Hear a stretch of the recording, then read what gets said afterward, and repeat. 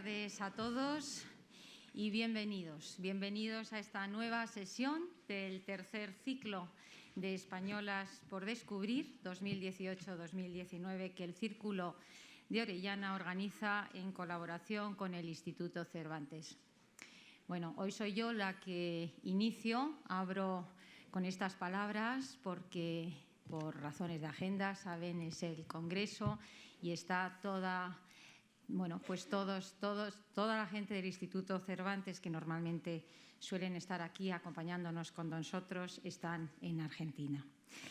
Bien, hoy lo dedicamos a una mujer, esta sesión bastante desconocida hoy en día, porque no lo fue en el siglo XIX. Antonia Domínguez Borrell, duquesa de la Torre, actuó por sí misma, independientemente de su marido. Podemos decir que fue una consorte nada en la sombra. Quizá fue una de las mujeres que más influyeron en la vida política y en la vida cultural de la sociedad española del siglo XIX. Pero precisamente para hablarnos de ella y para adentrarnos en todo su mundo, tenemos con nosotros a María José Rubio. María José, muchas gracias por estar hoy con todos nosotros, una gran historiadora a la que yo admiro muchísimo y que en breve podremos escuchar tu conferencia que estamos deseando. Yo creo y puedo decir que el Círculo de Orellana ha sido, pues pionero en poner en marcha un ciclo para recuperar y reencontrarnos con mujeres que nos precedieron, siendo luchadoras y comprometidas. Pero, desde luego, no hubiésemos llegado hasta donde estamos llegando si no hubiese sido por la colaboración y por la implicación del Instituto Cervantes en este proyecto. Luis García Montero, el director del Instituto Cervantes, que hoy no se encuentra con nosotros por evidentes razones de agendas institucionales, así nos lo ha manifestado en muchas ocasiones, el acierto de este programa. Y, por tanto, ir de la mano del Instituto Cervantes nos está permitiendo llegar muy lejos y con ello poder cumplir nuestro objetivo, que es generar referencias hacia las nuevas generaciones. Contar con el reconocimiento del Instituto Cervantes y de la sociedad civil es esencial y lo es para que ellas, nuestras españolas por descubrir, las de este ciclo y otras muchas más que faltan por incluir y que las iremos incluyendo, no queden en el olvido, no queden silenciadas, sino que permanezcan vivas en nuestra memoria, en nuestro recuerdo y así, poco a poco, entre todos, logremos sensibilizar para que el talento femenino esté bien visible, esté donde le corresponde. Quiero también dar las gracias a todo el público que nos asiste mes tras mes, porque la verdad es que es maravilloso para nosotras, para la organización, tener este aforo completo. Nos asisten además a través, y quiero dar las gracias también porque creo que hay gente en la sala de arriba, como en otras ocasiones, así que les saludo también a ellos y dar las gracias al equipo técnico que hace posible que esos vídeos que a las 24 horas ya están a disposición del público puedan llegar a muchísima gente y sobre todo a gente joven que nos está siguiendo y ahí va nuestro objetivo, esas referencias. Antes de darles una pequeña nota biográfica de María José Rubio, yo quiero agradecer también a 3 personas que se encuentran en la sala, porque son 3 personas que están muy ligadas a este personaje. Y por eso para nosotros es un gran honor el que estéis en esta sala. Querida Marta, duquesa de la Torre, gracias por acompañarnos esta noche. Querida Carla, futura duquesa de la Torre, también muchísimas gracias por estar con todos nosotros hoy. Y también Carlos Cabero por acompañarnos. Eres parte de la familia y además sé que te ocupas de los temas más histórico-familiares, así que la verdad es que es un gran honor para nosotros teneros esta noche con nosotros. María José Rubio. Bueno, María José, la verdad que Me hace muchísima ilusión tenerte con todos nosotros esta noche. María José es una gran historiadora, a la que yo admiro desde hace muchísimo tiempo. He seguido absolutamente en todo y además me hace especial ilusión porque ella forma parte del Círculo de Orellana. Es una de nuestras socias fundadoras y, por tanto, eso, pues claro, nos hace muchísima ilusión el poder compartir este rato contigo. Si tengo que definir a María José de alguna manera, siempre diría que es una mujer tremendamente vocacional y comprometida. Es una gran humanista, es una gran filósofa y una gran escritora. Ella además siempre ha enfocado la cultura, ha gestionado cultura como freelance de la cultura y de la comunicación cultural, aunque su ámbito preferido ha sido siempre en temas de investigación, sobre todo en lo que es el género biográfico, el ensayo y la novela histórica. Algunos de los libros más vendidos han sido, por ejemplo, La Chata, la infanta Isabel de Borbón y la corona de España, que es un libro maravilloso. Reinas de España, los 2 tomos, Las Borbón y las Austria, o El cerrajero del rey, que además ha sido premio de novela histórica de la ciudad de Cartagena en el 2012. Has recibido otros premios, María José, como ha sido el premio Campomanes en 1993 por la Real Sociedad Económica Matritense por una serie de estudios de investigación sobre Madrid.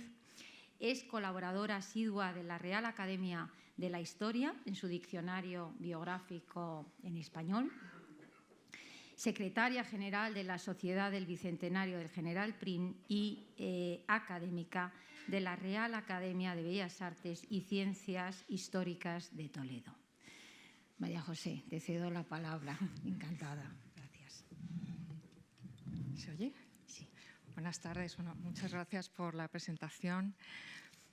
Muchas gracias a todos por su presencia y muchas gracias por este encuentro con la historia, encuentro con este personaje, con la duquesa de la Torre. Yo lo que quiero es invitarles a una mirada curiosa sobre esta biografía, porque no hay nada que enseñe más que el contemplar la vida de los otros para entender la vida propia, ¿no? Así que les invito a sacar sus propias conclusiones sobre el personaje, a decir qué es lo que a mí me aporta en mi vida este personaje, ¿no? La duquesa de la Torre es una mujer de su tiempo. Voy a entrar directamente a ella para no perder más tiempo, ¿no? Es una mujer de su tiempo. Y de su tiempo es el siglo XIX.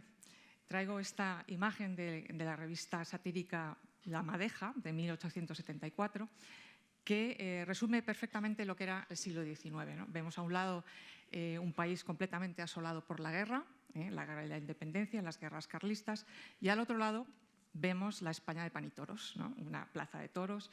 Y esto es exactamente lo que es el siglo XIX, una parte heroica y otra parte lúdica y creativa de belleza. Y esto es también la duquesa de la Torre, una mujer que tiene los 2 componentes, un componente heroico, de fortaleza, y otra parte, evidentemente, de creadora de belleza, inspiradora de belleza en todo su entorno.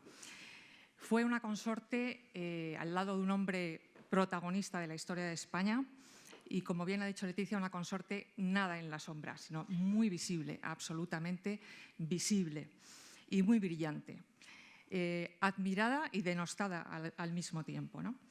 Y por ello, pues, yo les voy a invitar a un paseo por la historia de España, un paseo que va a ser muy visual. Yo soy muy peliculera, muy cinematográfica y he decidido hacerlo así, creo que puede ser bonito. Hacer un paseo por la historia de España, por la historia del general Serrano, por la historia de la duquesa de la Torre, de la mano de todas estas imágenes. ¿Quién era esta mujer que en 1917, esta es la portada del ABC de 6 de enero de 1917, ocupa la portada el día de su fallecimiento? Había fallecido en Biarritz, llevaba 30 años residiendo fuera de España y, sin embargo, ocupa la portada del periódico más importante, ¿no? de tirada nacional más importante. Era plena guerra mundial, Primera Guerra Mundial. Estas son algunas de las portadas del ABC de esos días, ocupándose absolutamente de lo que estaba ocurriendo en Europa, que era impresionante, ¿no? Europa asolada. Y, sin embargo, toda esa sucesión de portadas se detiene para dar la noticia de la muerte de la duquesa de la Torre.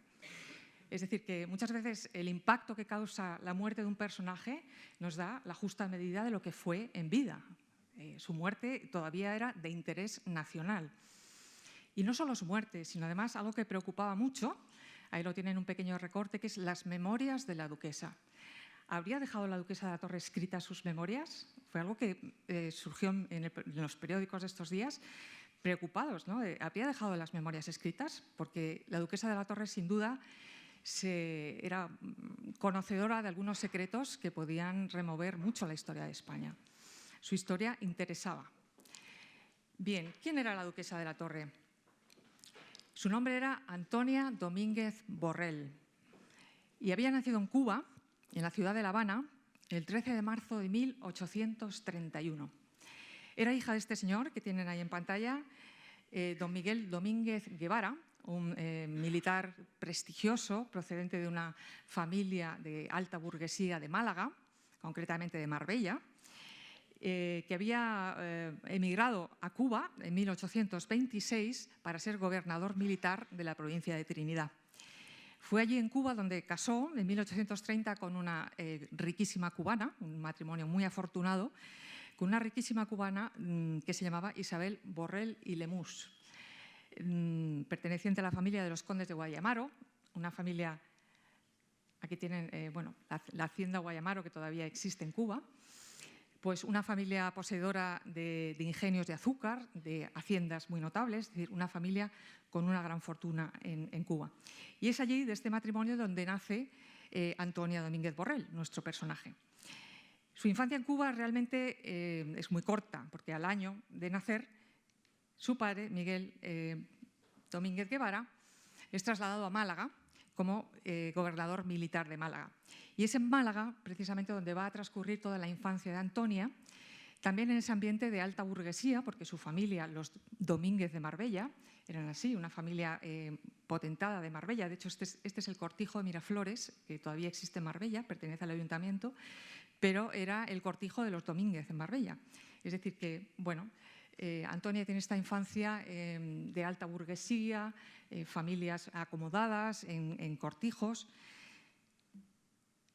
Pero lo interesante es su llegada a Madrid en 1842, cuando el padre es nombrado senador por la provincia de Málaga y se traslada con toda la familia a Madrid.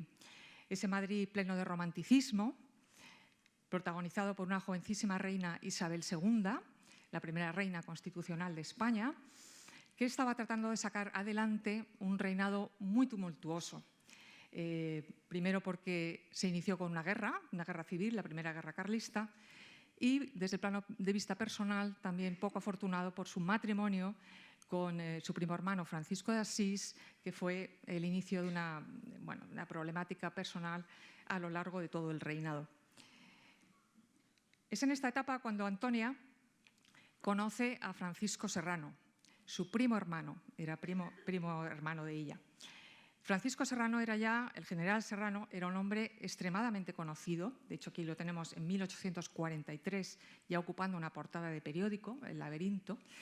Era un militar, un heroico militar que había hecho una carrera muy brillante en la primera guerra carlista y había entrado ya en política, en el Partido Progresista, forjando también una carrera pues bastante brillante desde el Partido Progresista. Bueno, aquí les traigo un pequeño árbol genealógico para que se entienda perfectamente. Eran primos hermanos. El padre de Antonia y la madre del general Serrano eran hermanos, por lo tanto, primos hermanos de primer rango, ¿no? Pero lo importante o lo interesante del general Serrano, por lo que en ese momento era extremadamente popular y conocido en España, fue por su relación íntima con Isabel II. Una relación íntima, Isabel II tenía 17 años, llevaba solo unos meses casada con Francisco de Asís y aparece en su vida el general Serrano, al que ya apoda, dicen, el general bonito, pero bueno, una relación que fue una auténtica conmoción desde el punto de vista personal en la familia real y política. Pero el hecho es que para la familia Serrano supuso un espaldarazo en sociedad, realmente, porque El padre de Antonia, don Miguel Domínguez, pues recibió el título de conde de San Antonio en 1847, en el momento en que Serrano estaba en palacio. Su mujer, su esposa Isabel Borrell, recibió la banda de la Orden de María Luisa. El propio general Serrano se le acusó entonces de un enriquecimiento a costa de la reina. Y la propia Antonia, nuestra futura duquesa de la Torre, empieza a brillar en sociedad, porque acompaña a sus padres a los bailes de palacio. Y es entonces aquí, yo tengo recogida, creo que es la primera vez que aparece ella en prensa, por eso lo pongo, es el periódico El Observador, 19 de febrero de 1848. Y no sé si verán ustedes, pero bueno, ahí pone la lista de asistentes a palacio y habla de la señorita de Domínguez.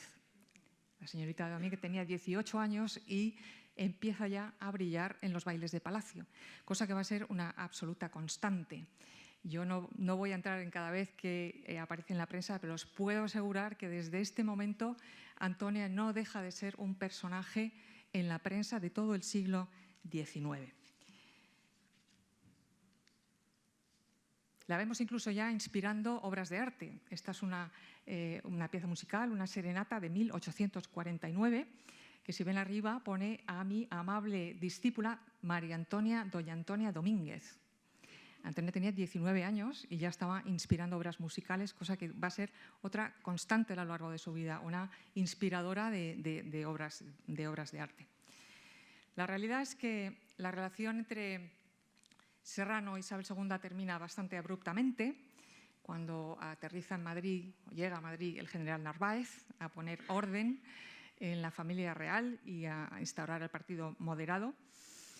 Y bueno, Serrano marcha de España, fue capitán general de Granada, pero el caso es que ahí empieza la familia a confabularse, la familia Serrano, especialmente la madre del general, para que sentara la cabeza. Y entre la madre del general y el padre de Antonia, que eran hermanos, deciden este matrimonio entre primos hermanos, Antonia y Francisco. Antonia tenía pues 18 años y el general tenía ya 40, exactamente, en 1850.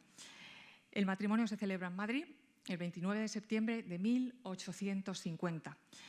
Es un matrimonio bien avenido y además muy igualado, aparte de ser un matrimonio familiar. Él aportaba el prestigio militar, aportaba el prestigio como político, aportaba esa pequeña fortunita que había hecho ya por su relación con Isabel II y Antonia aportaba, aparte de su belleza, porque era una joven ya extremadamente bella, su encanto personal, un futuro título nobiliario, puesto que su padre era ya conde de San Antonio, y además la fortuna familiar de la familia de Cuba. Es decir, que era un matrimonio bastante igualado y además va a ser, fueron como uña y carne toda su vida, un matrimonio con un mismo objetivo común y ella va a ser un soporte absoluto para la carrera política de él, lo vamos a ver. Esa carrera que ocupa la primera fila histórica a lo largo del siglo XIX y todos los testimonios hablan en la época de la tremenda influencia que Antonia tenía sobre él, a pesar de la diferencia de edad. Antonia a lo largo de su vida va a ser la puerta de entrada para las decisiones, incluso políticas de primer nivel del general Serrano. Bueno, eran años cuando se casan, eran años pues el final de la década moderada, seguida de un periodo pues, muy convulso en todos esos años. Se lo he puesto aquí un poquito por orientarnos. La década moderada, sobre todo protagonizada por Narváez. Le sigue el bienio progresista, protagonizado por Espartero, y el gobierno de la Unión Liberal, protagonizado o regido por O'Donnell. Y lo más curioso es que en todos ellos el general Serrano ocupa la primera fila. Es una de las habilidades que tuvo el general Serrano a lo largo de su vida, es adaptarse con una flexibilidad enorme a los cambios de gobierno, a los cambios de ideario político. A mí me parece una gran habilidad, ser capaz de estar en primera fila, da igual el régimen que haya, ¿no? Pero también va a ser, es una de sus fortalezas, también va a ser una de sus debilidades, porque va a ser quizá donde ahí más se le critique. Así, el general Serrano pues, fue uno de los, estuvo implicado en la Revolución de 1854, que es la llamada bicalvarada, que causa el fin de la década moderada y la llegada del bienio progresista. Enfrentado a Espartero, va a ser el que cause la caída del bienio progresista. En el gobierno de la Unión Liberal con O'Donnell va a estar afiliado a la Unión Liberal, es decir, que va a ser un personaje en todos los momentos. ¿Y qué hacía Antonia en este momento recién casada? Bien, pues lo primero, ocuparse en la instalación y en la construcción de su casa, aquí en Barquillo 13, fue la primera residencia que tuvieron. Empezar a acostumbrarse a una vida de conspiraciones y contraconspiraciones, que va a ser la tónica general de su vida, el espionaje, el riesgo político, eso va a ser constante en su vida. Y luego la presencia, como digo, absolutamente protagonista en la prensa. Aquí tenemos del periódico La Época de 1855, donde dice, bueno, no sé si ustedes lo leen desde allí. Bueno, el sarao fue brillantísimo, aunque el luto de corte daba un tinte lúgubre a la reunión, por llevarla la mayor parte de las señoras, hacía resaltar, no obstante, sus encantos y destacarse mejor las frescas y alegres toilettes de las señoritas solteras. Había, pues, claroscuro, cosa no tan necesaria en las sociedades como en los cuadros, pero nunca de mal efecto. Y dice, allí estaban, querido Fernando, casi todas nuestras más notables hermosuras, la duquesa de Medinaceli, la de Alba, la condesa de Castellá, la señora de don Pascual Madoz, la de Weisweiler, la condesa de Almírdez de Toledo, la generala Serrano. Es decir, es la primera vez que la llaman la generala Serrano. Ya nos da un poco la medida del personaje, porque ella ya brillaba ante la nobleza de primera fila y además con título propio. O sea, él era el general Serrano, pero ella era ya la generala Serrano, ¿no? Bueno, lo más interesante de esta primera fila política del general Serrano es su amistad con O'Donnell, el creador de la Unión Liberal, que era esta especie de partido de centro, progresista moderado, al que Serrano se afilia y fragua una íntima amistad con O'Donnell. Serrano fue el hombre de confianza del general O'Donnell y fue el que le encarga en estos años 2 misiones diplomáticas, 2 cargos internacionales de primera relevancia. Primero es la embajada de España en Francia, en 1856 al 57, una embajada apetecible, pero que no va a ser nada fácil, porque llegaba a ese París del Segundo Imperio, con Napoleón III y la española Eugenia de Montijo, una Francia pujante en pleno inicio de la Revolución Industrial, muy agresiva en política internacional, especialmente contra España, porque para Napoleón España era ya una potencia de segunda fila y lo que intentó, tenía varios proyectos bastante agresivos contra España. Uno era conseguir que cediera España las Islas Baleares a Francia a cambio de una ayuda militar en Marruecos. Francia quería mediar en la venta de Cuba a Estados Unidos y sobre todo a España lo que le interesaba es que Francia no fuera un refugio de los carlistas y de los radicales progresistas. Nos suena eso, ¿no? Un poco. El caso es que el general Serrano, bueno, no tuvo una embajada fácil, pero fue una embajada muy brillante porque lo llevó de una manera muy personal. Él supo fraguar una amistad personal con Napoleón III. De hecho, Napoleón III no quería que él dejara de ser embajador porque lo tenía en alta estima. Y en esto también tuvo mucho que ver en todo este éxito Antonia Domínguez Borrell, la generala Serrano. Ella entra de lleno en esta corte de la emperatriz Eugenia de Montijo, como vemos, boyante, esplendorosa, delicada, femenina. Hemos visto este contraste del siglo XIX, ¿no? Los militares heroicos y ellas despampanantemente delicadas y femeninas. Y Antonia brilla con luz propia en esta corte, ¿no?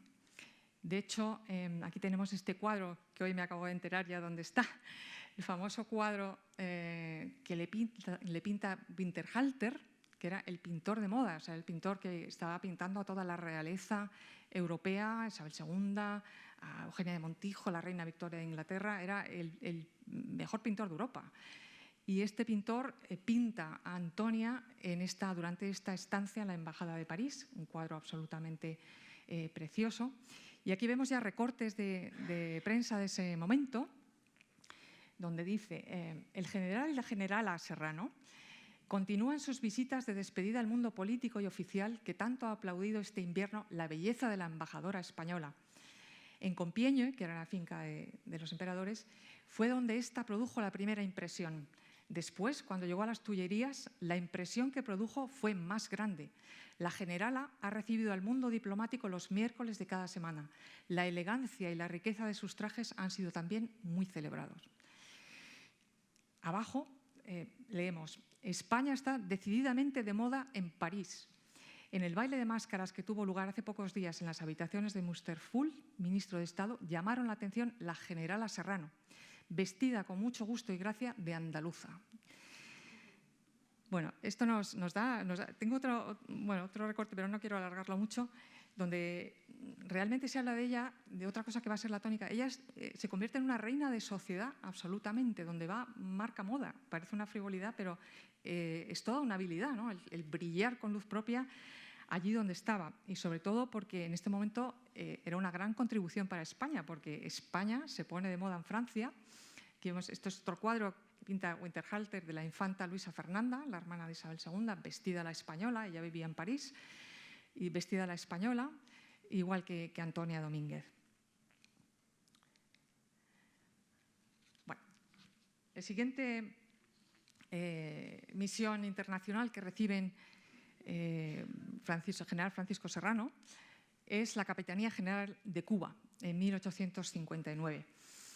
Era nuevamente un cargo bastante comprometido, porque en Cuba había entonces bastantes problemas políticos, especialmente el independentismo había cundido muchísimo, mucha corrupción administrativa, muchos problemas de enemistades entre los isleños y los que venían de la península, es decir, que era una capitanía nada difícil, o sea, nada fácil.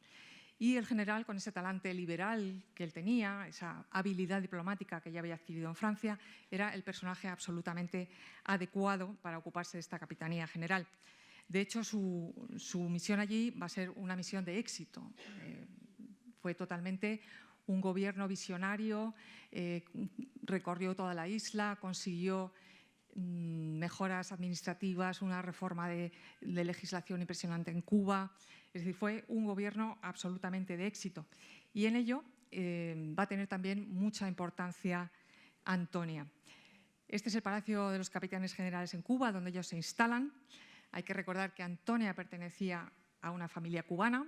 Ella había nacido en La Habana, pero prácticamente no lo conocía. Y es allí recibida de repente como una de los suyos, auténticamente como una virreina. O sea, vuelve a su tierra de nacimiento, recibida por la familia de los condes de Guayaro, que era su propia familia, pues como una heroína, ¿no? una gran protagonista en la sociedad de entonces. Y además allí Antonia va a hacer cosas bastante interesantes. Primero, llevaba ya casi 9 años casada, se nos ha pasado el tiempo muy rápido, pero no tenía hijos. Cosa extraña, ¿no? Ya tenía casi 28, 29 años y todavía no había concebido hijos. Y curiosamente, en los 3 años que pasa en Cuba, da luz a 2 hijos, ¿no? Los misterios del Caribe. Y allí, además, empieza a convertirse en una mecenas cultural. Fue mecenas de esta escritora, de Gertrudis Gómez de Avellaneda, una escritora cubana que estaba casada con un ayudante del general Serrano. Y aquí vemos una de sus obras dedicada a la condesa de San Antonio. Condesa de San Antonio porque su padre se había muerto, Miguel Domínguez Guevara, el padre de Antonia, había muerto en Madrid y ella ya había heredado el título de condesa de Antonio, o sea, es decir, condesa de San Antonio. Cuando llega a Cuba ya es condesa de San Antonio. Por ello, este libro está dedicado a ella, a la condesa de San Antonio. Pilar Sinués de Marco, otra escritora, también bastante conocida del siglo XIX, con otro libro que vemos aquí, dedicatoria a la excelentísima señora condesa de San Antonio. Fue también, como hemos visto ya antes, una inspiradora de música, protectora de músicos. Esta es una partitura de José de Incenga dedicada a ella, a la condesa de San Antonio, como la perla de La Habana. Y luego además fue también pues, lo que ella sabía hacer muy bien, que era brillar en sociedad. Las fiestas que se dieron en el Palacio de Capitanía en La Habana no se habían conocido jamás. O sea, además, ella venía ya con toda la experiencia de la corte imperial y los fastos que hubo en La Habana no se conocían hasta entonces, ¿no? De hecho, ella fue la anfitriona de esta fiesta celebrada en 1862, cuando a él se le concede el título de Duque de la Torre, precisamente por sus servicios a España. Recibe la noticia del ducado estando en La Habana, y ahí en La Habana es donde se celebra con esta fiesta de trajes que dejó memoria. De hecho, hay todo un poema dedicado a esta fiesta, que voy a leer alguna cosita para que nos demos cuenta de quién era el personaje, ella, ¿no? Dice: con sencilla majestad, resalto la palabra la majestad, que luego veremos, recorre alegre el salón y aumenta la animación la perla de esta ciudad. Era ella, ¿no? La perla de La Habana. Se oyen elogios doquier al contemplarla tan bella y todos duden si es ella hada, ángel o mujer. Encanta a todos allí tan hermosa soberana, que es bella cual la mañana que alumbra un cielo turquí. En sus labios seductores se mece pura sonrisa, como se mece la brisa en el cáliz de las flores. Su mirada celestial a Venus tiene celosa. Ella es, en fin, digna esposa de tan digno general. Al desvalido socorre con interminable anhelo, porque es un ángel del cielo, la duquesa de la Torre. No me digan que no es, cuando menos, vamos, impresionante el elogio, ¿no?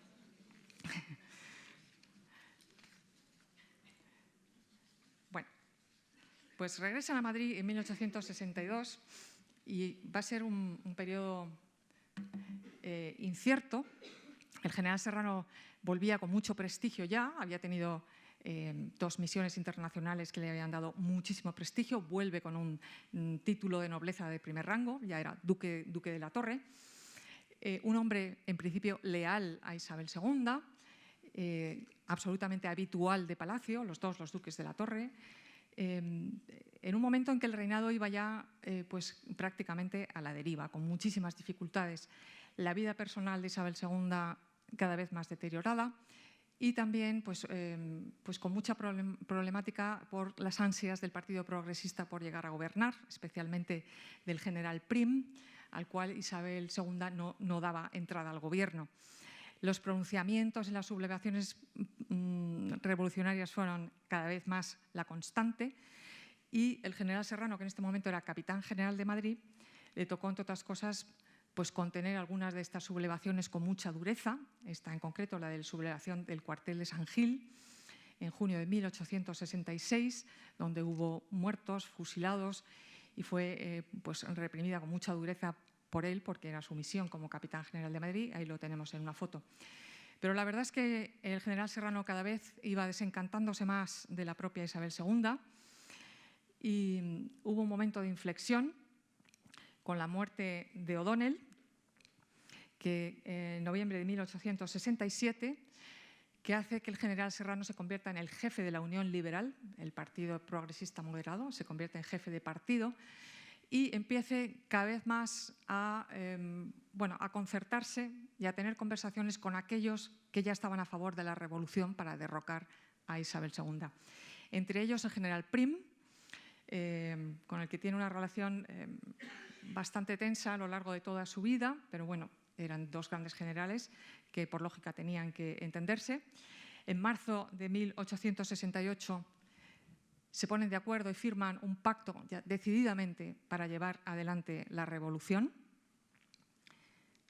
Y mientras tanto, en estos años, la duquesa de la Torre, Antonia Domínguez, era un gran personaje, no voy a insistir, pero era el gran personaje de la sociedad, y empieza a acostumbrarse a estar constantemente vigilada por la policía, a ser sospechosa como su marido, ¿no? Todos sus movimientos eran vigilados, sospechosos de conspiración, pero al mismo tiempo en Madrid hizo actividades muy interesantes de beneficencia.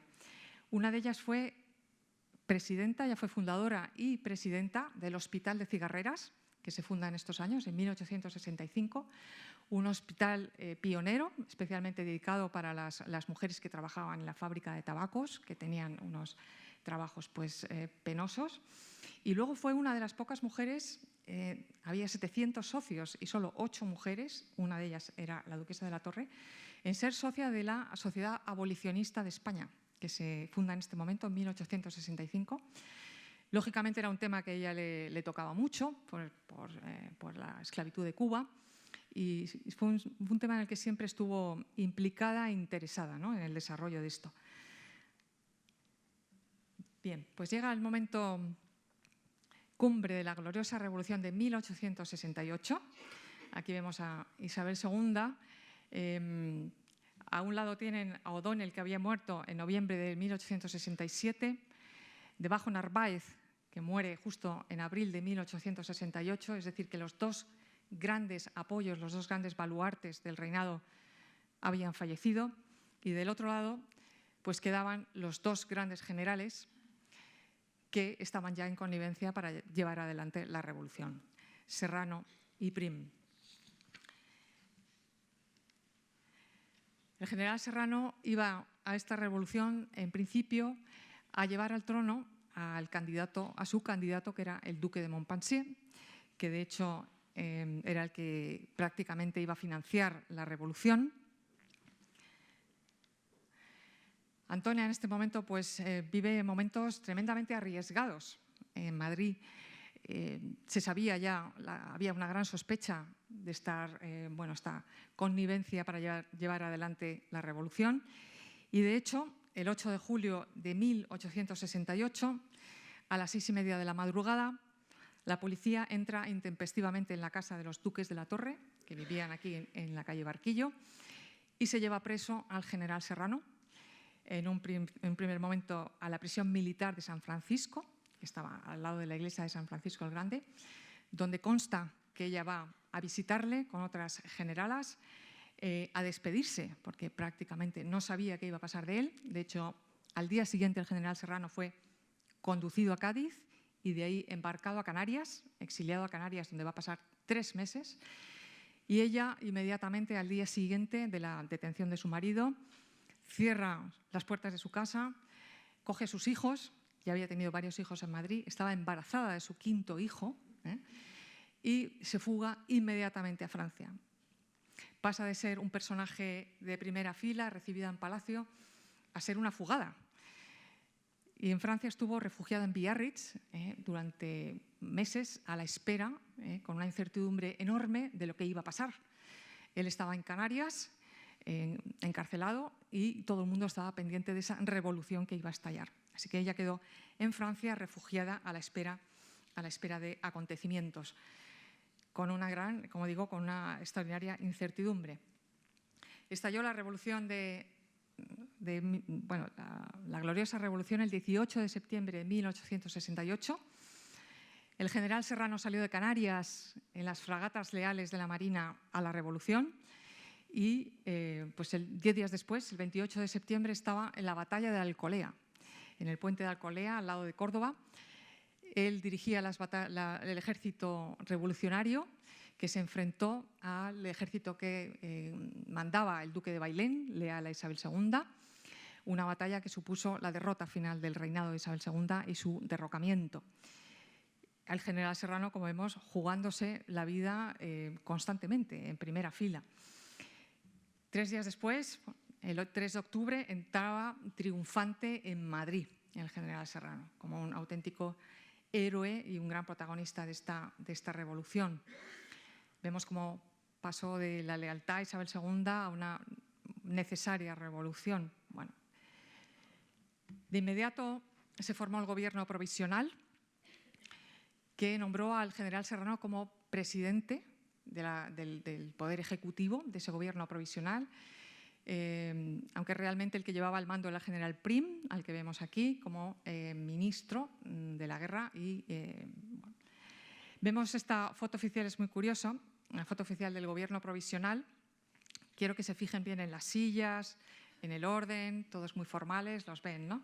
Bien, pues esta era la caricatura de la flaca de ese mismo gobierno provisional. Probablemente sería la realidad, ¿no? A tortas, absolutamente a tortas, que es como fue ese gobierno provisional. Antonia regresó a Madrid, una vez ya instalado el general Serrano con toda seguridad en Madrid. Ella regresó como una auténtica protagonista también de la sociedad en 1869. Y la vemos aquí en este momento haciendo pareja con la duquesa de Prim. Ellas fueron las llamadas generalas del gobierno provisional.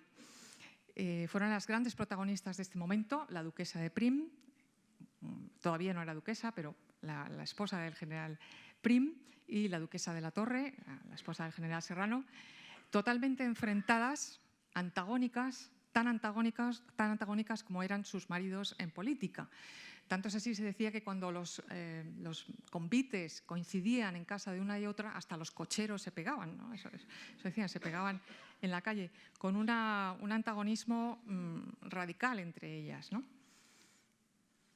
Bueno, pues de las primeras medidas que hizo el gobierno provisional fue aprobar la Constitución de 1869, que fue la Constitución más liberal hasta entonces en España, y nombrar al duque de la Torre, a Francisco Serrano, regente del reino. Esa Constitución hablaba de España como una monarquía a la espera de un futuro rey que había que elegir. Y mientras tanto, ese futuro rey llegaba, don Francisco Serrano fue nombrado regente con título de Alteza. Es así que los duques de la Torre pasan a ser los regentes de España. Sus altezas, los regentes. Este es el retrato oficial que se hicieron, que hizo el pintor Antonio Gisbert, de él y de ella. El cuadro de ella es una fotografía que tomó Laurent, el famoso fotógrafo Laurent, de la exposición donde estos cuadros estuvieron expuestos para que todo el pueblo de Madrid los pudiera contemplar. Es decir, que pasan a un auténtico protagonismo histórico, nada menos que regentes de España. Se instalaron en este palacio, que se llamó el Palacio de la Regencia y que estaba aquí en la calle de Alcalá, la calle Alcalá número 34. Ya no existe, es donde está hoy el Ministerio de Educación. Bueno, era un edificio de Madrid muy conocido, la Casa de los Heros, que fue totalmente rehabilitado para constituir este Palacio de la Regencia, que se convirtió en el centro del gobierno. Un palacio que sufrió un incendio, por el cual bueno, ellos salvaron la vida de milagro porque estaban dentro, durmiendo, tuvieron que trasladarse al Palacio Real. Es decir, que los regentes vivieron en el Palacio Real durante 9 meses, se instalaron en las habitaciones que habían sido del duque de Montpensier, abrieron otra vez los salones, a los convites de la regencia, a los bailes, bueno, algo bastante notable. Aquí vemos una partitura dedicada a ella, a la regente, Madame la Duchesse de la Torre, la regente, inspirando música. Y si hay algo por lo que se los empieza a criticar en este momento es efectivamente por estas ínfulas regias que a los demás les parecía, ¿no?, que estaban tomando los regentes. De hecho, La Flaca, que era un periódico satírico espectacular, hoy creo que no podría publicarse porque es de una agudeza absolutamente increíble. Pues aquí ven estas imágenes donde está, bueno, donde están las Cortes. Abajo pone teatro, quiero ser rey, y el primero que aparece en la fila es el general Serrano. Aquí en este que pone moneda que corre, y la efigie del general Serrano pone medio real, ¿no?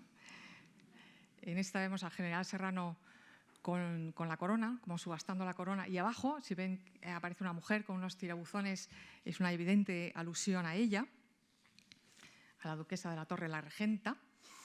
Y estos son dos comentarios también satíricos del periódico Gil Blas, que tienen mucha gracia. En uno, si ven aquí, pone: se ha marchado a la granja la señora duquesa de la Torre. Con este motivo ha ido a la granja guarnición de soldados, comandante general, en fin, como antes, se refiere al reinado, ¿no? Sobre poco más o menos, viva el rumbo, ¿no? Y en este otro, pues igual, está hablando de un retrato y dice: allí tienen ustedes un magnífico retrato, no es una divinidad, pero es una hermosura, ole salero. Es de una mujer muy blanca, al parecer, y según todas las señas, sobre su cabeza debe sentar muy bien una corona. El original de este retrato nació para reina y el que lo compre se expone mañana a tener una buena recomendación para su majestad futura. Dicen que se parece por detrás a la duquesa de la Torre, pero no lo crean ustedes. La duquesa de la Torre no quiere ser reina, se contentaría simplemente con ser la esposa del rey. Dice: nada más. Es lo menos que puede ambicionar una señora con aquellos ojos. ¿Qué ojos? Bueno, pues como ven, está el cargo o los honores de altezas regentes, pues fueron también un punto de crítica absolutamente satírico, ¿no? La regencia termina de una manera muy tortuosa, cuando el 30 de diciembre de 1870 el general Prim es asesinado en Madrid, justo el día que ponía pie en España Amadeo de Saboya, que iba a ser el próximo rey, traído básicamente por el general Prim. Bueno, en el cuadro vemos este famoso cuadro de Gisbert, también el general Amadeo de Saboya visitando la capilla ardiente de Prim. Detrás vemos en primera fila al general Serrano. Y entonces hubo pues también rumores, sospechas, comentarios de que bueno, la implicación del general Serrano y del duque de Montpensier, que había sido su candidato, en un crimen que nunca llegó a aclararse, todavía sigue siendo un gran misterio, uno de los grandes crímenes de Estado de España que sigue sin resolver y bueno, de un proceso judicial tremendamente confuso. Se inicia el reinado de Amadeo de Saboya en enero de 1871, un reinado que va a ser igualmente convulso, inestable, con un rey extranjero que apenas conocía España, ni siquiera hablaba español, una España con un republicanismo cada vez más evidente, el carlismo floreciente, y el general Serrano va a ser también un gran personaje en el reinado de Amadeo de Saboya. Funda entonces el Partido Constitucional, que sobre el cual va a apoyarse muchísimo este reinado. Va a ser 2 veces presidente del gobierno, un hombre siempre al cual Amadeo de Saboya acudía en petición de consejo, pero con el cual no llega realmente a entenderse bien el enfrentamiento. Más que enfrentamiento fue desentendimiento entre los dos. Al general Serrano le decepcionaba muchísimo Amadeo de Saboya, porque le pedía constantemente medidas de cierto orden para poner orden en España, incluso la clausura de las Cortes, cosa que Amadeo de Saboya se negaba, a pesar de que iba en contra de la propia estabilidad de su reinado. Y esto causó pues, cada vez una desafección mayor del general Serrano, una decepción acerca de Amadeo de Saboya, y su apartamiento, digamos, del reinado va a ser una de las causas de la caída de Amadeo de Saboya.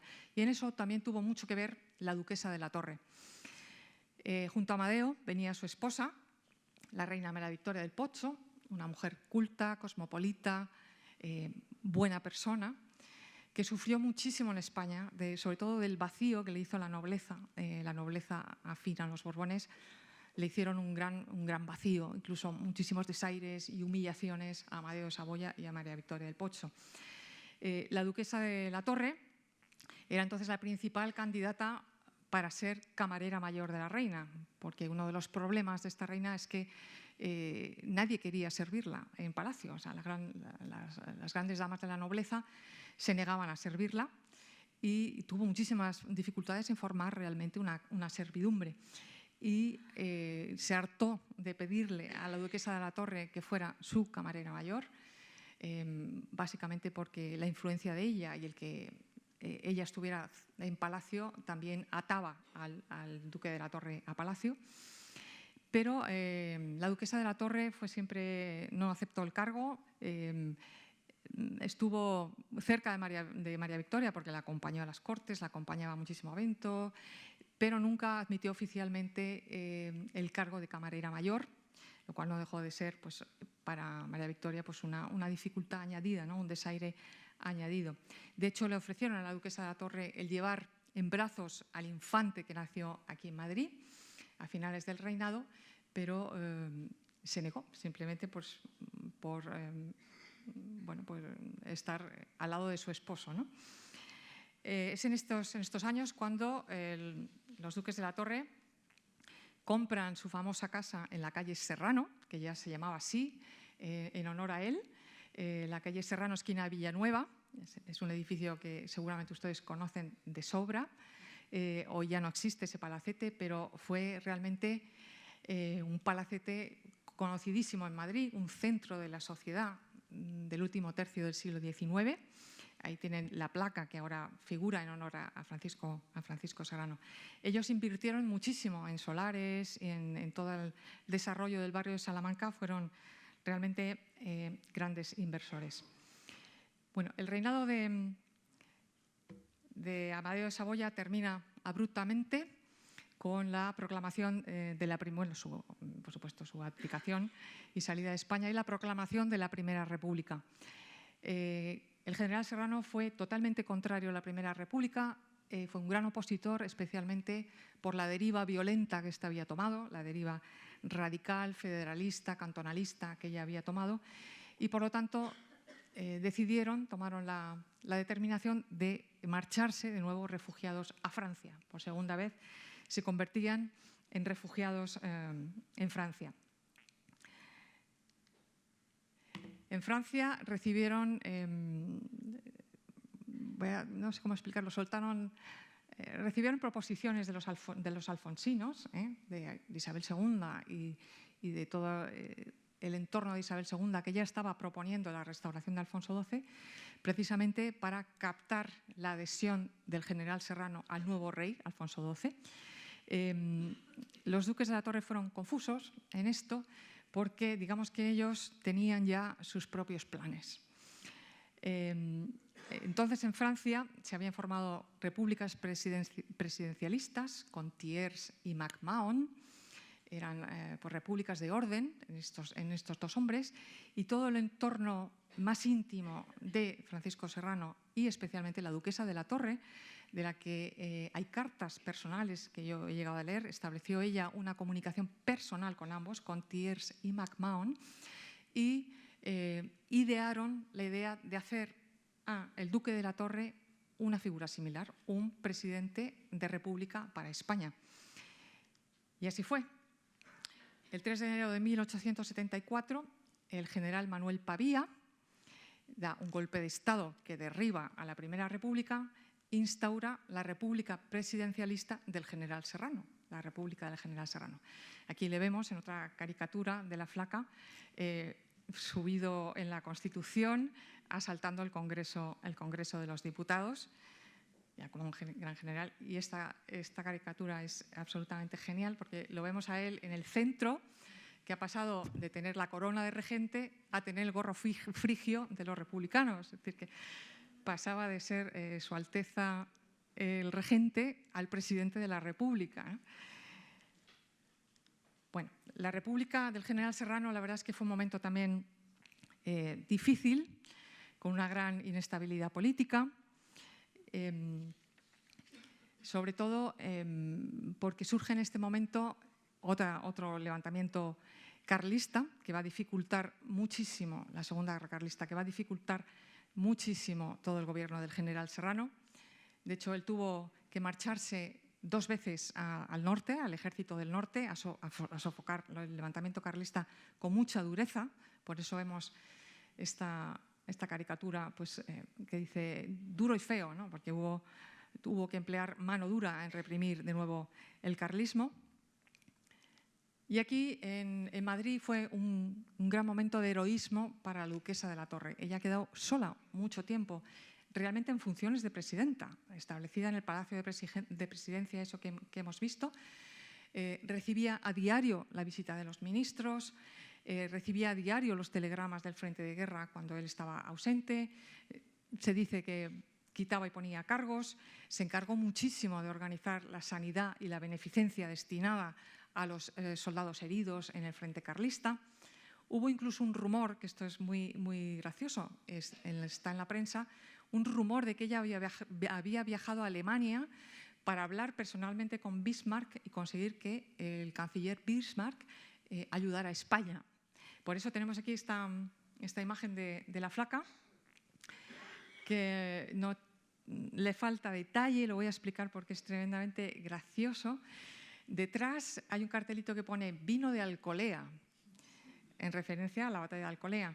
Después hay otro cartel que pone cerveza de Prim. Vemos a la mujer, a la maja, vestida de española, que es una alusión a la duquesa de la Torre, hablando con Bismarck. Y debajo pone, si viene usted con buen fin, es decir, que que fue un rumor que circuló por Madrid. Yo creo que es falso, porque según yo la tengo localizada en Madrid, fue imposible que fuera a Alemania, ¿no? Hubiera sido demasiado secreto, pero es verdad que ese rumor circuló. Fue un momento realmente heroico para la duquesa de la Torre, incierto, porque su marido estaba en primera línea de batalla. Podría perfectamente haber salido herido o incluso muerto. Hubo momentos heroicos en este periodo, sobre todo cuando el general Serrano logró entrar en Bilbao, liberando Bilbao de la presencia carlista. Esta es una imagen de su entrada triunfante en Madrid en mayo de 1874. Pero también hubo momentos de mucha incertidumbre cuando volvió a marcharse en diciembre de 1874 otra vez al frente de guerra. De hecho, vemos ahí la imagen, la duquesa de la Torre despidiéndose de él en una esquinita, no sé si lo ven, del general Serrano.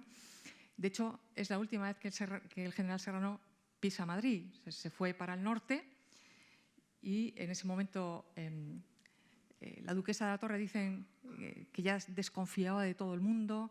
Había una presión alfonsina enorme por provocar la restauración. El gobierno de esta presidencia era un gobierno absolutamente inestable, desconfiaba de todo el mundo, estaba muy sola en Madrid y de hecho tenía razón, porque el 27 de diciembre de 1874, aprovechando las ausencias del general Serrano, pues el general Martínez Campos da el golpe de Estado en Sagunto, que proclama definitivamente a Alfonso XII como rey de España. El general Serrano, que estaba en el norte, directamente se marchó a Francia, ni siquiera le dio tiempo a regresar a Madrid, pero ella tuvo que, de nuevo, cerrar su casa, coger sus hijos, hacer maletas corriendo y salir pitando para Francia por tercera vez. Era la tercera vez que se exiliaba y refugiaba en España. Esta es una caricatura también curiosa. Dice, desde Alcolea a Sagunto, pasando por varios puntos. Habla un poco de la trayectoria del siglo XIX, ¿no?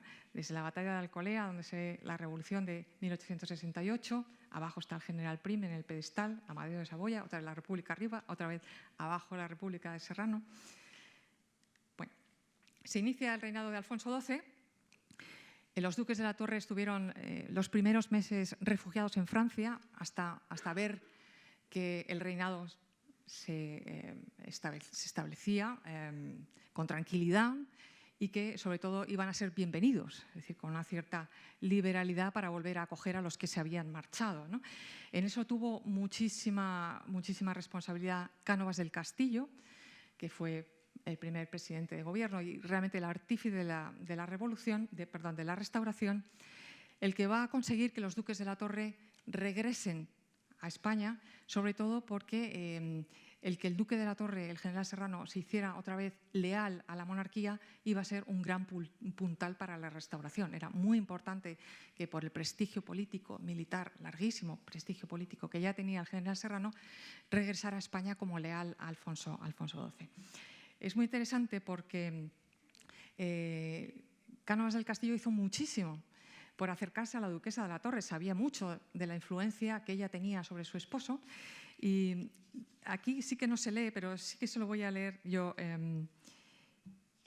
una reseña del periódico, porque fue un momento frívolo, pero tremendamente interesante desde el punto de vista político, porque Cánovas se dejó ver paseando del brazo en el baile de los duques de Bailén.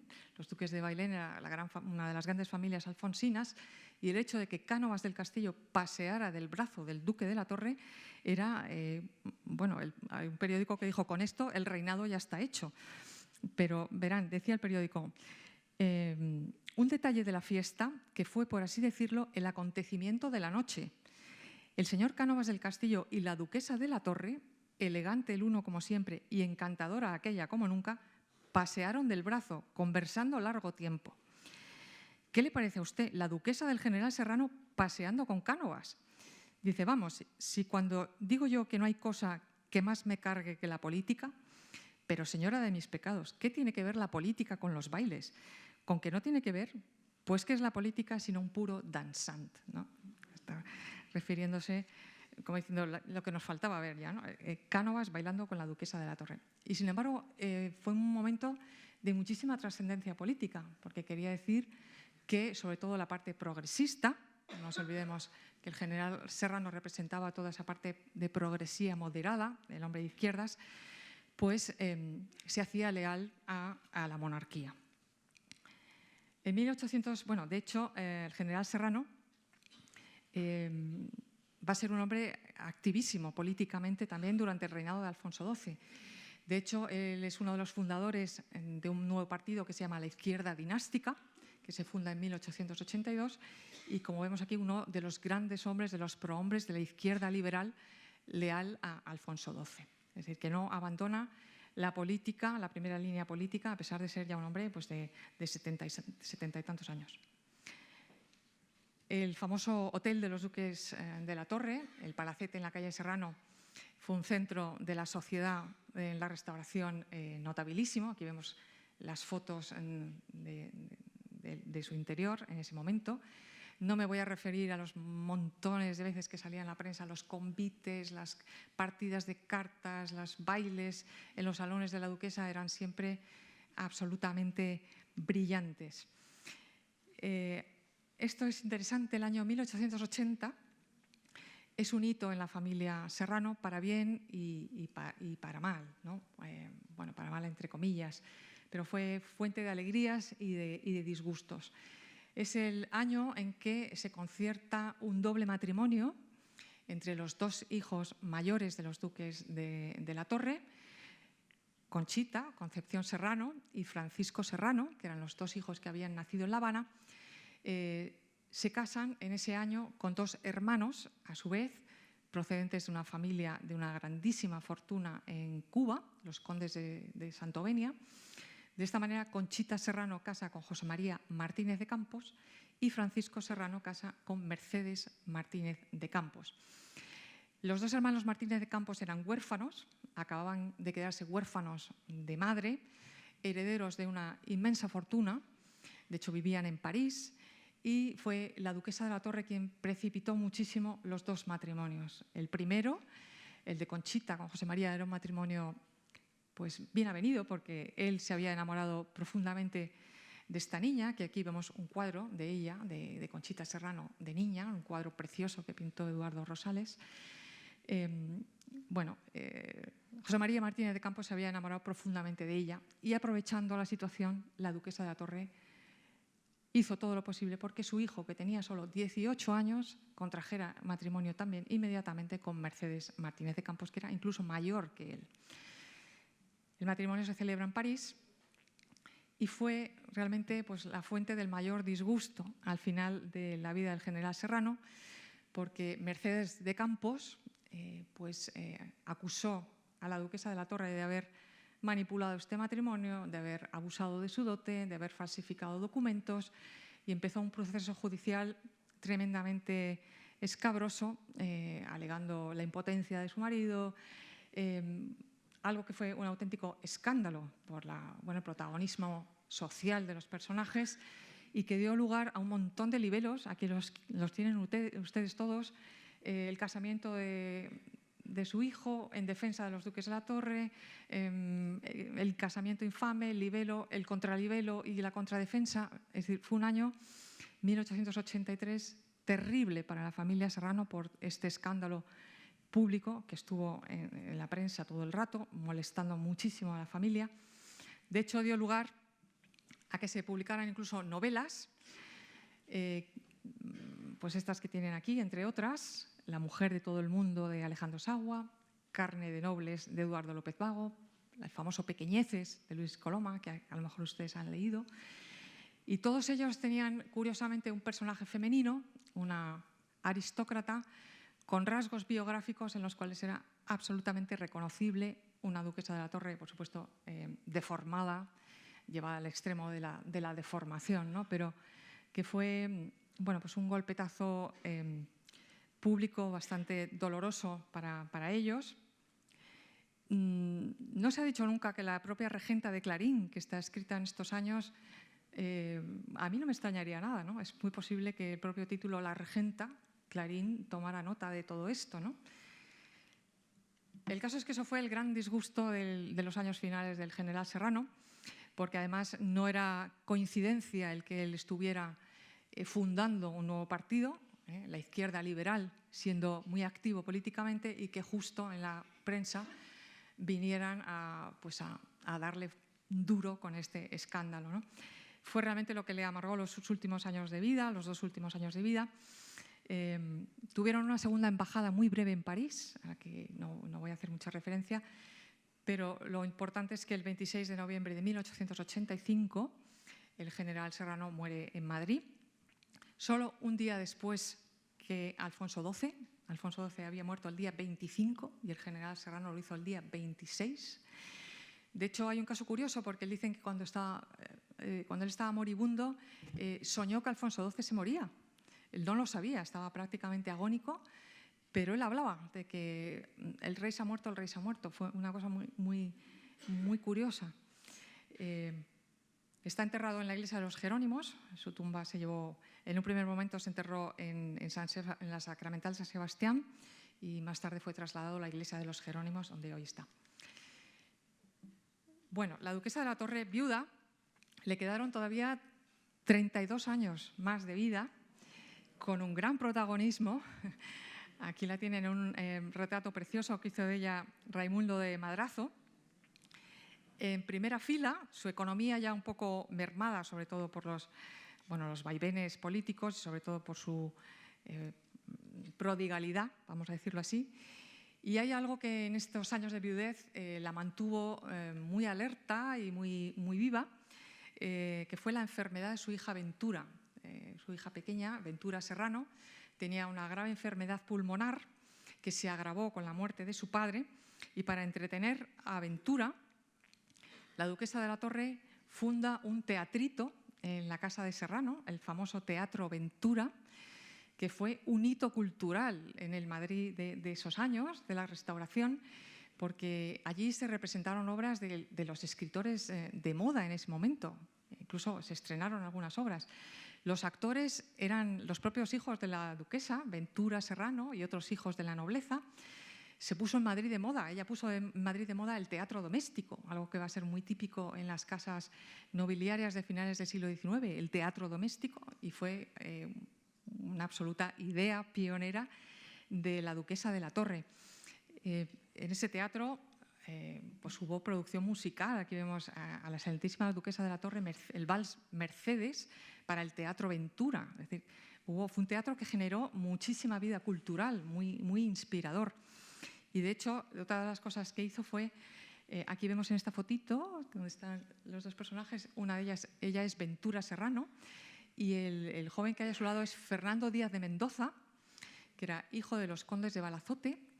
Pero Fernando Díaz de Mendoza va a ser un gran productor teatral de finales del siglo XIX. Fue el marido, casó porque Ventura murió pronto, fue el marido de María Guerrero, de la actriz.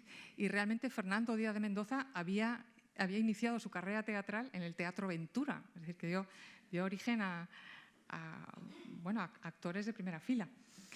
La realidad es que el Teatro Ventura yo creo que consumió la última economía de la duquesa. Fue un hito en el Madrid cultural, pero de un gasto enorme. O sea, eran obras de teatro impresionantes, acaparaban la atención y la presencia de toda la alta sociedad madrileña, y eso consumió absolutamente los recursos económicos de la duquesa. Tanto es así que en 1889 decide intempestivamente cerrar su casa de Serrano. Fue algo que dejó a todo el mundo boquiabierto porque fue repentino. Cerró su casa de Serrano, de hecho la puso en venta y se marchó a París. Yo creo que para evitar quizás hasta la vergüenza, ¿no?, de que la reina de la sociedad madrileña pues, se encontraba en una situación económica en que no era capaz de sostener el tren que llevaba en esa vida, ¿no?, en esa casa. Así que en París, desde los años 90, pasó los últimos años de su vida. En París fue un personaje muy conocido.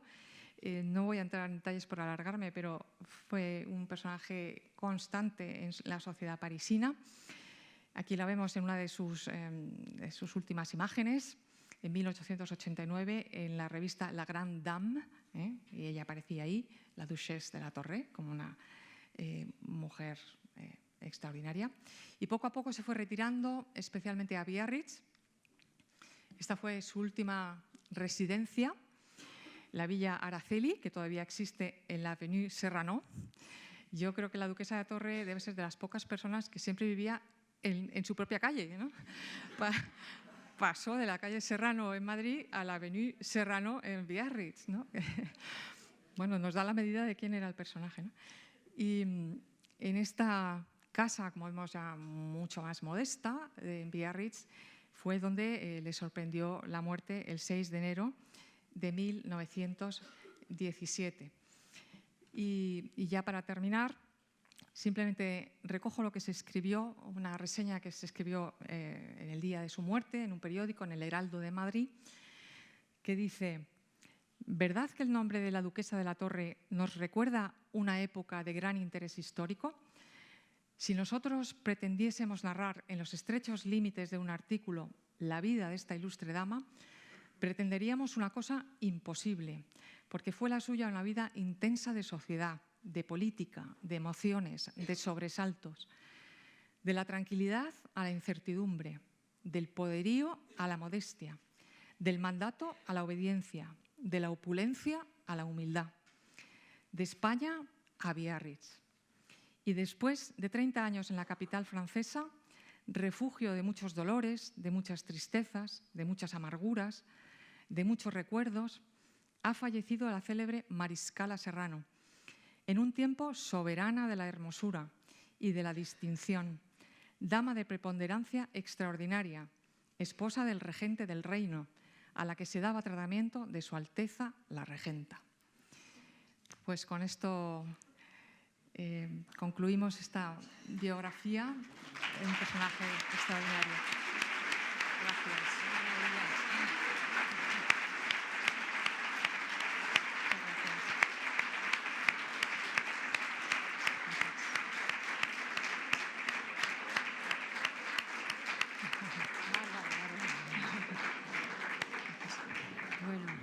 Muchas gracias, muchísimas gracias, María José, por esta brillante lección de historia y además también por descubrirnos a esta personalidad, esta inspiradora duquesa de la Torre. Bueno, como hacemos siempre, tenemos unos 10 minutos aproximadamente para algunas preguntas. Tenemos una primera persona. Yo he Profesor. conocido mucho a la familia, no sé si hay que tocar algo aquí, sí. He conocido mucho a la familia Martínez Campos, conocí al duque de la Torre, don Carlos, que hizo ese maravilloso libro de España bélica, siglo XIX, con muchos de esos cuadros que debía de reeditarse, y el de la guerra de Marruecos se reeditó. Y también conocí a los Martínez Campos, hijos del embajador en Camerún. Yo le puedo dar algún cuadro de Serrano que le falta, si es que va a escribir un libro sobre esto. Y le iba a decir que tengo entendido, es un tema muy puntual, que nació no en La Habana, sino en Trinidad, en la ciudad museo que era de su familia. Tengo entendido. Bien. Segunda cuestión. Se habla de que tuvo amores con un periodista llamado Mantilla, que eso lo cuenta Fernández Almagro, que dice que un repentino incendio en el Ministerio de la Guerra hizo que la duquesa de la Torre saliera apresuradamente y con mantilla. No es que llevaba la mantilla, sino que... Y luego el tema fundamental.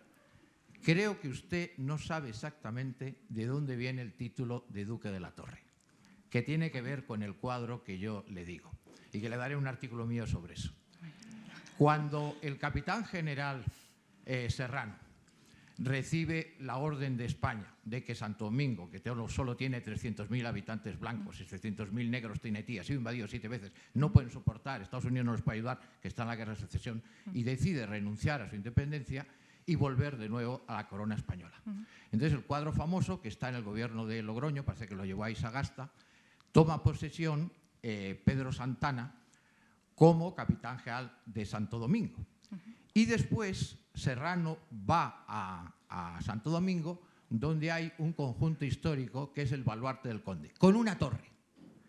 Y lo del Ducado de la Torre viene de ahí, de esa torre donde da a su vez posesión ya en Santo Domingo a Pedro Santana como capitán general de Santo Domingo. Y termino. Yo a mis alumnos hispanoamericanos, que muchos son de Santo Domingo, siempre les digo, pasear por orgullo por la calle Serrano, que quizás sea la mejor calle de Madrid, porque esa calle en parte es vuestra, dado que la gloria al general Serrano, el Ducado de la Torre, vino cuando recuperó Santo Domingo por un tiempo a la corona española, fue capitán general de La Habana desde Santo Domingo y donde Pedro Santana, por supuesto, dependía de él. O sea que lo de virrey y virreina tiene mucho que ver también en América. Pero le felicito porque, termino con esto, yo he oído alguna vez que se discutía esta mujer. Esta mujer era muy inteligente. Ahí sí que un gran hombre tuvo una gran mujer. Yo creo que usted puede hacer un libro estupendo donde cuente muchas cosas de las que no le ha dado tiempo a contar y desde luego yo creo que es un ejemplo para que muchos españoles pero americanos se miren en ella.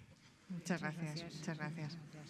Pues, muchas gracias. Muy interesante su intervención. Por favor. Conchi. Carlos. Yo quería, en primer lugar, felicitar a María José porque me parece que ha dado una conferencia excelente, brillante, con conocimiento, con un entusiasmo por el personaje como corresponde a una historiadora y muy amena y muy bien presentada. Me parece que ha sido un poco indulgente con la duquesa, probablemente. Y hay un pasaje interesante que es cuando van de embajadores a París. Y efectivamente el general Serrano tiene una amistad importante con Napoleón III, pero se establece una rivalidad que da lugar a algunos conflictos diplomáticos entre la emperatriz Eugenia Montijo y la generala. Y llega en un momento a decir, según tengo yo entendido, a lo mejor no es cierto, pero llega a decir que si ella fuera más joven, hubiera sido ella la emperatriz y no Eugenia de Montijo. Y eso provoca, de alguna manera, una invitación a que abandonen Francia. Entonces, cuando va de capitán general a Cuba, es porque ha sido invitado, por culpa de la mujer, en este caso, a salir de París. Me gustaría que me lo confirmara o no, porque esto yo lo he oído y lo he leído en el pasado. Ya, no. Bueno, yo he tenido que seleccionar, evidentemente, todo lo que se comenta de la duquesa de la Torre está plagado de comentarios. Yo, en general, como biografista, trato de fijarme en las luces de las personas, porque los rumores, las calumnias, es muy fácil entrar ahí. Si yo entro en matilla y echo por tierra un personaje que no se merece eso, sobre todo porque no estaba en sus zapatos y no sé si eso es verdad. Entonces, procuro siempre fijarme en las cosas que enaltecen al personaje, en lo que es real, históricamente demostrable. En lo de Francia, no es verdad que Napoleón III quisiera que se marchara, todo lo contrario. Él pidió insistentemente a Narváez que el general Serrano quedara en Francia de embajador, porque de hecho la gestión de Serrano fue bastante brillante en todas las cuestiones diplomáticas. Él también participó mucho en mediar entre Nápoles, la familia de los Borbones, Nápoles y París. Es decir, que fue una embajada bastante brillante. ¿Duró un año? Sí, un año.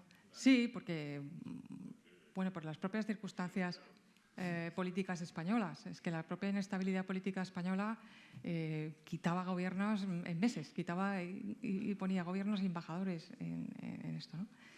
Pero consta, de hecho, los Serrano eran constantes en las cacerías de Compiègne, en todos los eventos de las Tullerías. De hecho, bueno, hemos leído, la mariscala Serrano se hizo notar en París. Fue un personaje notable. Muchas gracias. Gracias. Conchi, al fondo, el profesor Miguel Ángel Alario quiere intervenir. No, sí, por la grabación. Bueno.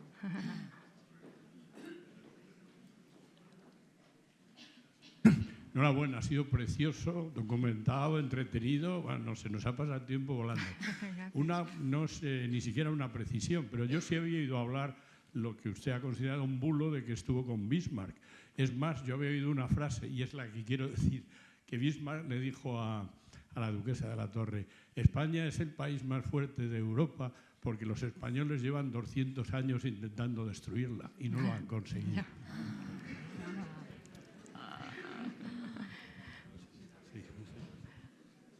Bueno, simplemente contestar que yo lo considero un bulo. Es verdad que estuvo en la prensa, pero yo he mirado muy detenidamente las fechas en que constato que ella está en Madrid y realmente no le dio tiempo a viajar a Alemania. Era imposible que ella hubiera viajado de incógnito a Alemania con las circunstancias que requería entonces un viaje. El general Serrano estaba en el ejército del norte en plena guerra carlista. Era imposible que ella fuera sola a Alemania. ¿De dónde salió eso? No lo sé. Bueno, si desde luego se descubre que estuvo, sería un hallazgo histórico impresionante. Yo lo creo extremadamente difícil por las fechas en que yo tengo localizada en que ella estaba en Madrid. Es que no le dio tiempo a ir y volver a Alemania. Pero bueno, no deja de ser bueno, cuando menos un rumor extremadamente interesante, ¿no? Que consideraran que ella era capaz de ir a negociar con Bismarck, me parece ya que habla mucho de quién consideraban que era la duquesa de la Torre, ¿no? Bueno, eso sí, que España es indestructible. Que Bismarck se refería a las guerras carlistas, que fueron tan terribles que dijo: qué fuerte tiene que ser España, que España, para que siga como nación a pesar de todo. Y se lo dijera o no a la duquesa, es cierto que dijo. Sí, eso Bueno, sí. vamos a ver si tenemos alguna intervención más. Yo no sé, Carlos, si Me parece que hay un señor. te puede apetecer. Hay un señor que quiera. ¿Sí? Carlos. Es que hay un señor con el micrófono ahí. Sí. ¿Dónde? Aquí, este señor. Ah. Voy a ser muy breve. No sé si nuestra anfitriona han querido devolverle la visita a la señora duquesa de la Torre. ¿Por qué digo esto? La duquesa de la Torre indudablemente pasó cientos, miles de veces por la calle Barquillo. De hecho, en el punto que estoy, en 500 metros a la redonda, cuando vivía en Madrid, antes de su palaceta calle Serrano, vivió aquí en el Ministerio del Ejército o bien enfrente en la calle Alcalá. ¿Por qué le está devolviendo la visita el Círculo Orellana a la duquesa? Porque en el número 10 de la calle Orellana fue donde el hijo de la duquesa establece su domicilio conyugal. ¿Alguna vez también iría su madre a visitarlo? Pues mira, casualidad.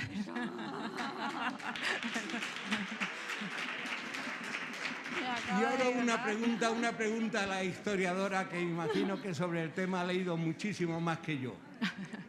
No hemos encontrado, yo no lo he encontrado, ninguna referencia en esas crónicas de sociedad a un encuentro entre la duquesa de la Torre y otra duquesa de características muy similares. Me estoy refiriendo a la de Santoña.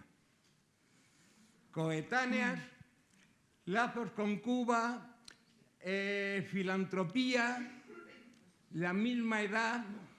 Ya. Sí, fueron y amigas. sin embargo, no hay forma de que aparezcan en algún sitio juntas. Y en algún sitio tuvieron que estar, ¿eh? Ya. Bueno, no he podido entrar a todas las relaciones de la duquesa. También podía haber hablado de su conflicto con las alfonsinas, especialmente con la marquesa de Alcañices. Eran las dos protagonistas de esas dos sociedades, ¿no? No, pero yo me refiero más a Santoña. Ya, no le puedo decir con detalles, sí. Lo siento. Bueno, muchas gracias. Conchi, yo creo que...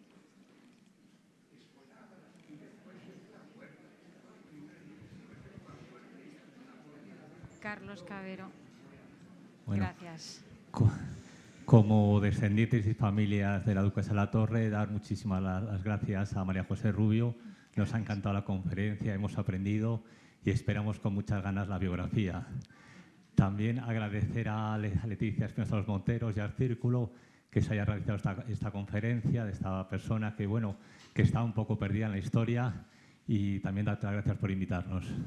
Muchas gracias a vosotros. Muchas Pues yo creo que gracias con por- esto ya podemos terminar.